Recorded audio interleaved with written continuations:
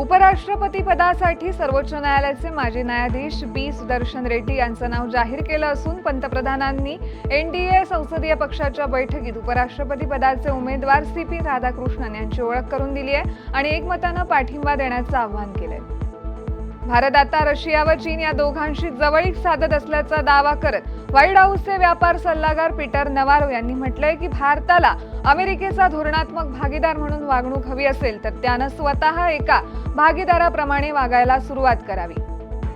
चीनी परराष्ट्र मंत्री वांग यी यांनी परराष्ट्र मंत्री डॉक्टर एस जयशंकर यांची भेट घेतली। चर्चेदरम्यान जयशंकर म्हणालेत की सर्व प्रकारच्या दहशतवादाविरुद्ध लढा भारतासाठी मुख्य प्राधान्य राहील। युक्रेनमधील संघर्ष संपवण्यासाठी चर्चेच्या माध्यमातून तोडगा काढावा अशी अपेक्षा पंतप्रधान नरेंद्र मोदी यांनी रशियाचे अध्यक्ष व्लादिमीर पुतीन यांच्याकडे व्यक्त केली आहे। भारत आणि चीनमधील सीमा प्रश्नावर राष्ट्रीय सुरक्षा सल्लागार अजित डोवाल आणि चीनचे परराष्ट्र मंत्री वांग यी यांचा आज नवी दिल्लीत विशेष प्रतिनिधींच्या चर्चेचा 24वा टप्पा पार पडलाय। राष्ट्रपती द्रौपदी मुर्मू यांनी राष्ट्रपती भवनात भारतीय परराष्ट्र सेवा अधिकारी प्रशिक्षणार्थ्यांची भेट घेतली आहे।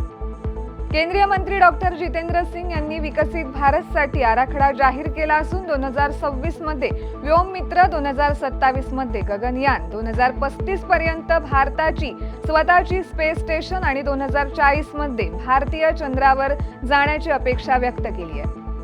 परराष्ट्र मंत्री डॉक्टर एस जयशंकर आजपासून रशियाच्या 3 दिवसांच्या दौऱ्यावर जाणार आहेत। डॉक्टर जयशंकर 20 ऑगस्ट रोजी मॉस्को येथे होणाऱ्या भारत रशिया 26व्या सत्राचं सहअध्यक्षपद भूषवणार आहेत। मनिका विश्वकर्माला मिस युनिव्हर्स इंडिया 2025चा मुकुट मिळाला असून आता ती थायलंडमध्ये होणाऱ्या 74व्या मिस युनिव्हर्स स्पर्धेत भारताचं प्रतिनिधित्व करणार आहे।